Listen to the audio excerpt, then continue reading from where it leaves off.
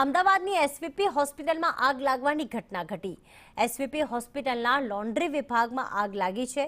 Laundry વિભાગમાં washing મશીનમાં આગ લાગી હતી। જો કે ફાયર બ્રિગેડની ટીમ તરત ત્યાં પહોંચી ગઈ હતી અને આગને કાબૂમાં લઈ લેવામાં આવી છે। સદનસીબે આગની ઘટનામાં કોઈ જાનહાનિ નથી થઈ। જિગ્નેશ જોડાઈ ગયા છે। જિગ્નેશ, લોન્ડ્રી વિભાગમાં આગ લાગી છે, આગ લાગવા પાછળનું કોઈ કારણ અને જ્યારે આગ લાગી ત્યારે કોઈ વ્યક્તિ ત્યાં ઉપસ્થિત હતો કે કેમ, આખી ઘટના કઈ રીતે બની? બીજી જો વાત કરવામાં આવે છે બનાવ છે તે અમદાવાદના એસવીપી હોસ્પિટલનો જે લોન્ડ્રી વિભાગ છે તેમાં બની હતી।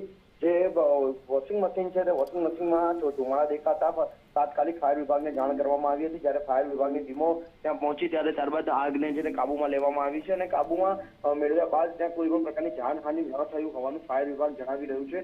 જોકે આ અંગે પોલીસ છે તે હજી જે ફાયર વિભાગની ટીમો છે તે કામગીરી કરી રહી છે અને એફએસએલની સાથે રાખી અને આ જે આગ લાગવા પાછળનું કારણ શું છે તે અંગે વધુ તપાસ કરવામાં આવશે। બિલકુલ, આભાર જિગ્નેશ તમામ વિગતો માટે।